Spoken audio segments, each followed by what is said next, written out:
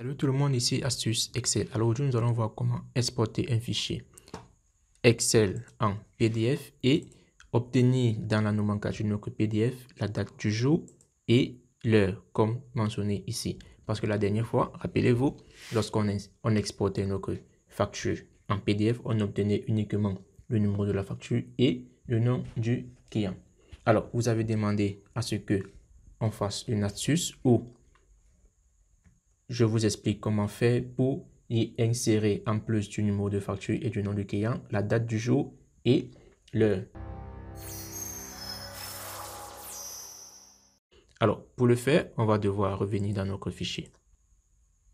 Et là, nous allons revenir dans notre code VBA, qui est celui-ci. Pour ceux qui ne l'ont pas encore, je vous invite à regarder la vidéo précédente ou tout simplement à aller dans ce petit i juste au coin supérieur droite, ou je vous laisserai un lien dans la description pour pouvoir regarder et comprendre ce code VBA que nous avons fait la dernière fois. Alors, il faut savoir que dans le VBA, on dispose de plusieurs fonctions pour pouvoir insérer la date. Nous avons tout d'abord la fonction date dans le code VBA qui nous permet de renvoyer uniquement la date. Mais ce que nous voulons, c'est de pouvoir renvoyer la date et l'heure. C'est la raison pour laquelle nous allons donc utiliser la fonction now. Alors, comment donc l'insérer? Alors, si nous l'insérons simplement ici, dans notre code VBA, le now, c'est-à-dire on va mettre là et, donc on va concaténer et, espace et, nous venons mettre uniquement ici la fonction now. Là, cela ne sera pas pris en compte. Vous voulez, on va faire un petit test, on valide. Là, on met notre dossier facture. On valide. Là, on va vous dire PDF a été créé, mais si on part dans notre dossier facture, qui est celui, le dossier facture, vous voyez que ce PDF n'a pas été créé. Ça, c'est l'ancien PDF. On va me le supprimer simplement pour qu'il ne nous dérange plus. Là, si vous voulez, on recommence. Vous allez voir, si on lance cette dans le dossier facture, là, si on valide, vous allez voir qu'on va bien mentionner PDF qui a été créé, mais dans notre dossier facture, ce PDF n'apparaîtra pas. Pourquoi? Parce que là,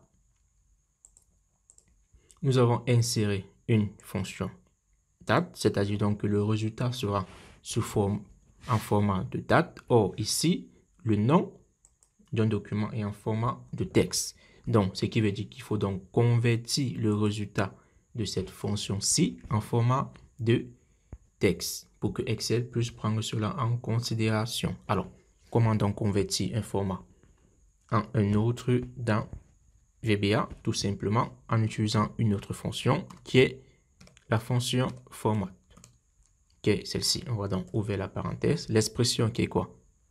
Qui sera le résultat de notre fonction now. On va mettre donc la virgule. Rappelez-vous que dans VBA, on sépare chaque paramètre par la virgule et non le point virgule comme dans Excel. Maintenant, le format, quel type de format nous voulons donc avoir? Ou bien préciser que là, maintenant, on passe à un format de texte. Raison pour laquelle nous voulons nos accolades. Alors, l'abréviation anglaise qui est donc les D, donc D, 2D pour le jour. On va donc séparer par, disons, par un underscore. Là, on va mettre le mois, c'est-à-dire month.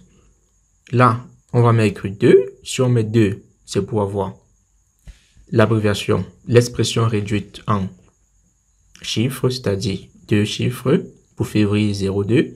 Là, si on veut en toutes lettres, on va devoir mettre 4M. Et si on veut dans un format abrégé, comme dans l'exemple, on va mettre 3M.